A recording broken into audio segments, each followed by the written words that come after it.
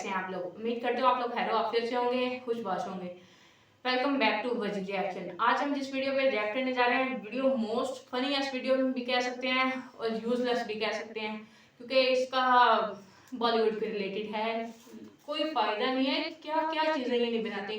अभी कुछ सालों पहले ना उनके उधर चलता रहा कि नाउज़बिल्ला कि काबा में ना इनका जो 300 वो बुत थे ना जो तोड़े गए थे, उसके हवाले से कि हमारे वहाँ पे अभी भी ना कोई इनके भगवान है, वो अंदर है तो वो कह दे कि भगवान है, लेकिन वो कैसे लिहाज नहीं हो सकते कैसे भगवान है, ये अंडरस्टूड उनको करना चाहिए, लेकिन वो नहीं मानते। ये सारे हिंदू नहीं है, लेकिन ये है कि अच्छा मैंने सुना था ये और फिर मैंने देखा भी कि हिंदू जो है ना वो कोई मजहब नहीं है ये बात में, लेकिन सनातन मजहब है। तो सनातन मजहब में ना कि मूर्ति पूजा और ये पूजा वगैरह जो है ना, किसी मूर्ति को पूजना वगैरह वो मना है। तो असल में सनातन है, तो ये हिंदू जो है ना ये बाद में आया, और अब तो हिंदू मजहब जो है ना उसको बदनाम करके ये इनने रख दिया हुआ है कि उनके अपने रिलीजियस बुक में भी लिखा हुआ है कि मूर्ति पूजा वगैरह ना करो, लेकिन वो फिर भी करते हैं। तो आज की जो वीडियो है उसके हवाले से हंसी टीवी के चैनल की तरफ से है। और क्या है जी कि पहले जो मुगलिया दौर था ना वो वाकई ये चीज़ इनकी करके बनाता था कि नीचे इनके भगवान को उनके हिसाब से जो है बिल्डिंग तब तक तमीर नहीं होनी जब तक इनके नीचे भगवान नहीं होना, क्योंकि उनको पता था ना आगे जाके मोदी की जो न्यू जनरेशन आएगी तो वो उन्हें खोदना है हर एक चीज़ को, तो वो निकालेंगे। बाबरी मस्जिद का हवाला ले लें, वो भी उन्होंने ऐसे की है। और साथ में अभी जो एक और नई चली है कि वो ताजमहल के अंदर, यानी कि ताजमहल के अंदर शाहजहां ने जो बनवाया था वो उसने अपनी बीवी के लिए नहीं था बनवाया, लेकिन वो ना उसके अंदर भगवान है, उनके भूत हैं, कोई इस तरह की, और इसके ऊपर फिल्म बन रही है। मैं हैरान हूँ कि ये लोग कैसे इसके ऊपर फिल्म वगैरह बना सकते हैं। वैसे उनका ना ये ठीक ही है, जब उनके इलेक्शन होते हैं ना कोई ये चीज़ निकाल देते हैं कि अवाम जो है उसके तरफ डाइवर्ट हो जाए और जो बड़े बड़े मसाइल है ना वो ना हल कर सके, उनका पूछ ना सके, उनकी जो दूसरे ममालिक में उनकी इमेज अभी जो जा रही है, दूसरे ममालिक जो उनके साथ अभी कर रहे हैं उनके ऊपर वो कोई भी जो है ना चीज़ सवाल न उठा सके। अभी जैसे कि इनने संदूर ऑपरेशन किया था, जैसा कि बताया गया था वो 6-7 बंदे हैं उनके पास पाकिस्तान चॉकलेट के रैपर्स निकले हैं और पाकिस्तान चॉकलेट इंडिया में नहीं मिलती। क्या जहालत है।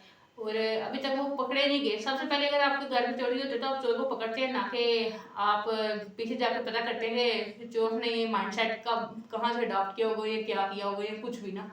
तो वो चोर तो नहीं पकड़े गए, लेकिन उनको पता चल गया था कि ये पाकिस्तान ने करवाई है, पाकिस्तान की तरफ से आए हैं ये वो। और इतनी ज़्यादा सिक्योरिटी होने के बावजूद भी वो पाकिस्तान की तरफ से आए थे। अजीब ही है। लेकिन इंडिया जो मीडिया है ना और इंडिया जो गवर्नमेंट है वो बिल्कुल दुनिया से अपोजिट चल रही है। वो उन दहशतगर्दों को, उन चोरों को, उनको नहीं पकड़ेगी, लेकिन वो हाँ साथ में हम साइबों से पंगा लेना नहीं छोड़ेंगे। चलिए इस वीडियो के हवाले से देखते हैं कि क्या वाकई इनने ताजमहल में कोई बुत या भगवान या जो भी इनका है उनका। मैं मजहब का मजाक नहीं उड़ा रही, मैं पहले बता रही हूँ, लेकिन ये जो फिल्म में बताया गया मैं इसके हवाले से कह रही हूँ कि क्या उनने इसके हवाले से किया, क्या चल रहा है बॉलीवुड में। अभी तो मैंने तो कभी वैसे देखा नहीं है। चलिए इसके हवाले से देखते हैं क्या चल रहा है। तो पार्टी वीडियो शुरू करते हैं। वीडियो शुरू करने से पहले हमारी आपसे गुजारिश है कि हमारे चैनल को सब्सक्राइब, वीडियो को लाइक और लाजमी कमेंट करें आपको वीडियो कैसी लग रही है, और वीडियो के बारे में बताएं कि आप और किस चीज़ पे, किस टॉपिक पे वीडियो चाहते हैं, तो हम उसके ऊपर वीडियो लाजमी बनाएंगे। चलिए वीडियो शुरू करते हैं। Let's start this video. इतनी आने दो मुझे।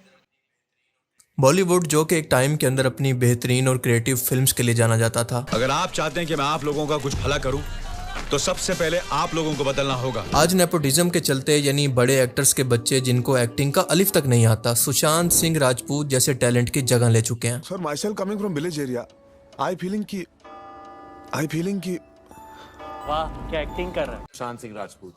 हाँ पुराने एक्टर्स खसूसन खान्स जो के 60 साल के हो चुके हैं अभी तक हीरो के रोल से बाहर नहीं आ रहे, तो नए लोगों को कहां से चांस मिलेगा। फ्लॉप पर फ्लॉप देकर भी ये इंडस्ट्री के अंदर अभी तक कूले टिका कर बैठे हैं। फिर स्क्रिप्ट पर कुछ पैसा खर्च करने की बजाय ये पूरी की पूरी फिल्म का 50% तक बड़े एक्टर्स को पे कर रहे हैं, जिसकी वजह से मूवी की क्वालिटी, VFX, शूटिंग, एडिटिंग के लिए बहुत ही कम पैसा बाकी रह जाता है। आज लोग बहुत समझदार हो चुके हैं। वो टाइम गुजर चुका है जब ये सिर्फ एक्टर्स की वजह से फिल्म देखने जाया करते थे। आज इन लोगों को हॉलीवुड फिल्म्स की तरह अच्छी स्टोरी, कोई लॉजिकल सीन्स और बामकसद फिल्म चाहिए जिसके अंदर कोई मैसेज भी हो। जबकि हम देखते हैं कि बॉलीवुड आज भी उसी 1970, 1980 और 99 के दौर के अंदर फंसा हुआ है, जब गैर ज़रूरी रोमांस, फीमेल एक्टर और गाने का फिल्म का ज़रूरी हिस्सा होना समझे जाना और इलॉजिकल किस्म के सीन भी चल जाया करते थे। पर आज के टाइम के अंदर सब कुछ बदल चुका है और सबसे बढ़कर बॉलीवुड को भी पॉलिटिक्स ने इन्फ्लुएंस करना शुरू कर दिया है, क्योंकि ये इंडस्ट्री भी पाकिस्तान और इस्लाम मुखालिफ प्रोपेगेंडा और नफरत फैलाने का इतना बड़ा टूल बन चुकी है जितना कि खुद इंडियन मीडिया। और इन तमाम चीज़ों ने एक लंबे अरसे के बाद बॉलीवुड को तबाही की तरफ ला खड़ा किया है, जिसकी वजह से क्रिएटिव फ्रीडम का गला घुट चुका है और एक के बाद एक इनकी आने वाली फिल्म्स नेशनलिस्ट प्रोपेगेंडा बनती जा रही हैं, चाहे वो हिंदुस्तान की तारीख पर बनी हो और डायरेक्ट मुसलमान हुक्मरानों को विलन के तौर पर पेश करती हों, जैसा कि अहमद शाह अब्दाली, खिलजी, मुगल बादशाह औरंगजेब आलमगीर वगैरह, या फिर मौजूदा सेंसिटिव मजहबी इशूज़ जैसा कि ज्ञानवापी मस्जिद, बाबरी मस्जिद, पर्दा, जिहाद और तलाक जैसे सेंसिटिव इशूज़ पर बात करना। अकेले औरंगजेब ने सैकड़ों मंदिर ध्वस्त किए, काशी विश्वनाथ भी उनमें से एक है। जबकि पाकिस्तान मुखालिफ फिल्मों की लिस्ट अलग है, जिसके अंदर उड़ी, दी सर्जिकल स्ट्राइक, आर्टिकल 35, दी कश्मीर फाइल्स, गदर 2 वगैरह ये कुछ मिसालें हैं। और इस तरह की तमाम फिल्म्स के अंदर मुसलमानों को इंतहाई बुरा विलन के तौर पर या फिर दुश्मन के तौर पर दिखाया गया और पाकिस्तान का किरदार हमेशा मनफी, नेगेटिव, दहशतगर्द या फिर गद्दार के तौर पर दिखाया गया है। Welcome to Pakistan tiger. जबकि हम देखते हैं कि 17 से लेकर 19 के दौर के अंदर यही फिल्में दोस्ती, अमन और इंसानियत का पैगाम देती थी, जैसा कि वीर ज़ारा, बॉर्डर, हिना वगैरह जैसी मूवीज़। बस फ़र्क ये था कि उस टाइम के अंदर कांग्रेस का टाइम था।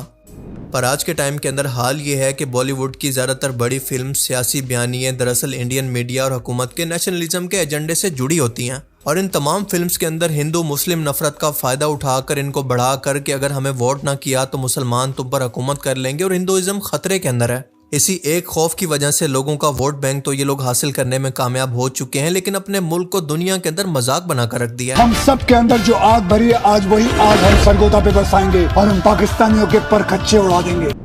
आप इमेजिन करके देखें कि एक आर्टिस्ट या फिर एक्टर जिसका काम अपना टैलेंट दिखाना होता है, एक्टिंग करना होता है, आज इन्हें भी इस गंदी सियासत के अंदर चाहते या फिर ना चाहते हुए हिस्सा डालना पड़ रहा है, क्योंकि अगर वो अपने मुल्क के लोगों को ये साबित नहीं करेंगे तो देशभक्त नहीं कहलाएंगे।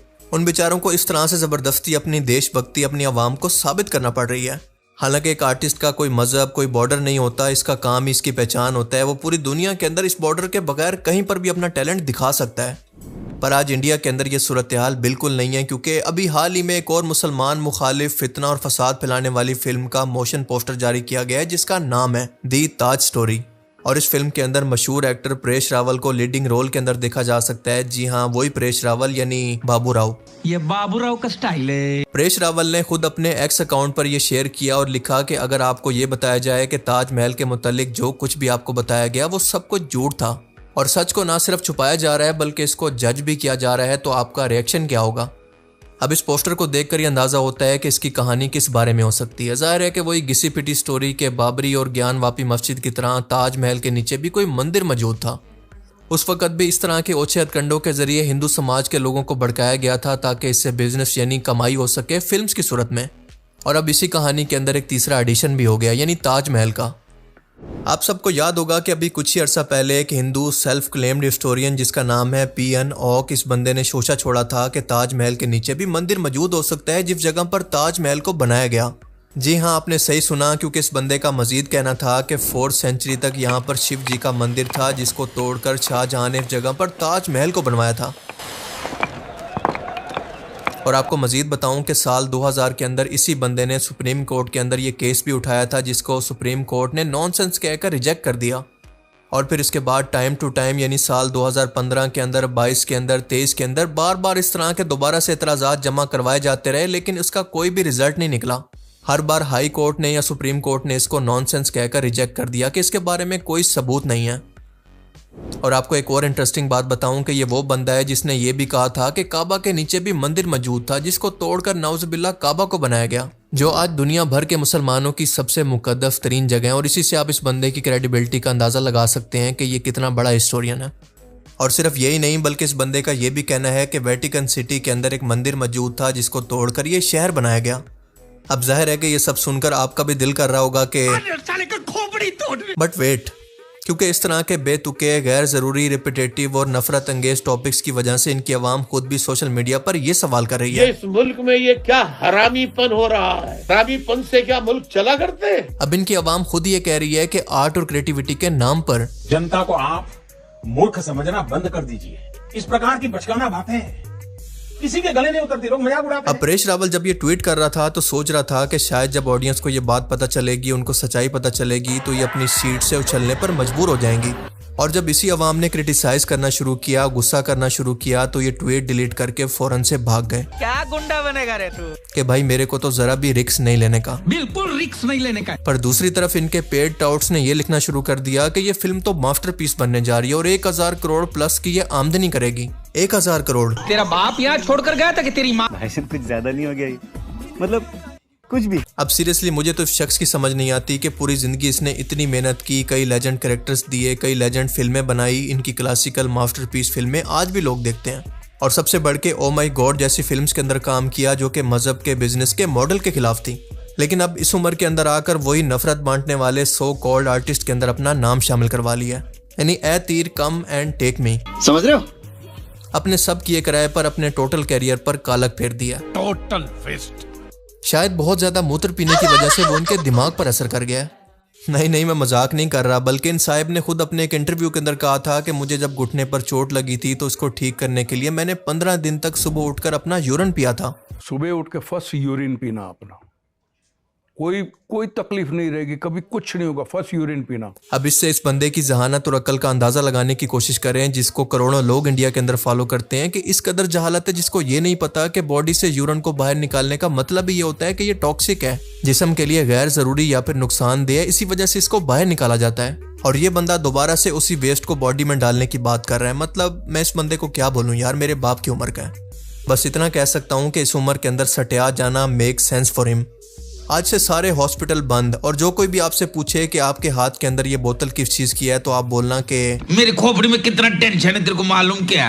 दवाई है रे। आपको बताता चलूं कि 2017 के अंदर जब इसी ताजमहल के नीचे मंदिर होने का केस लगा था, तो इसी परेश रावल ने ट्वीट किया था कि मोहब्बत की अलामत को भी कंट्रोवर्सी के अंदर बदलकर नफरत फैलाई जा रही है। और आज ये बंदा इसी नफरत पर खुद से फिल्म बनाकर इसको प्रमोट कर रहा है। मतलब कोई दीन ईमान है इस बंदे का? अब ये ट्वीट करके अपनी आवाम को चूना लगाने के बाद इन फिल्म मेकर्स ने एक एक्सप्लेनेशन जारी की कि ये फिल्म किसी रिलीजियस सेंटिमेंट पर बेस नहीं करती। पर आप जरा इस पोस्टर को देखकर बताएं कि क्या आपको एक लम्हे के लिए भी ऐसा लगा कि ये किसी रिलीजियस सेंटिमेंट के बारे में नहीं है? आप खुद देखें कि ताजमहल का ऊपर का गुंबद हट जाता है और इसके अंदर से इनके भगवान यानी शिव जी को निकलते हुए देखा जा सकता है। इसका और क्या मतलब हो सकता है? इसके अलावा साफ देखा जा सकता है कि बस बाइकआउट के डर से ये इस तरह की बेतुकी वजाहतें दे रहे हैं जिनका कोई मकसद नहीं बनता। अब इसी फिल्म को लेकर एक और पोस्टर के अंदर परेश रावल ने लिखा कि क्या वाकई ताजमहल शाहजहां ने बनवाया था या फिर आगे ... पर फिर भी इनका कहना है कि ये फिल्म ना मुसलमानों के खिलाफ है और ना ही किसी रिलीजन पर बेस करती है। की भी सीमा होती है। अब भाई सूरत हाल ये है कि बार बार के केसेस के बावजूद हाई कोर्ट, सुप्रीम कोर्ट इस बात को रिजेक्ट कर चुकी है कि इस बात का कोई सबूत नहीं है कि ताजमहल कभी एक मंदिर हुआ करता था। पर परेश रावल साहब को क्योंकि अदालतों से ज्यादा व्हाट्सएप यूनिवर्सिटी पर भरोसा है तो वो इस फिल्म को जरूर बनाएंगे। अब ताजमहल की एक्चुअल हिस्ट्री क्या है वो मैं आपको एक लाइन के अंदर बता देता हूँ कि शाहजहां ने ये ज़मीन राजा जय सिंह से खरीदी थी और इसके बदले के अंदर पास ही मौजूद अच्छी खासी जायदाद उसको बदले के तौर पर दी थी।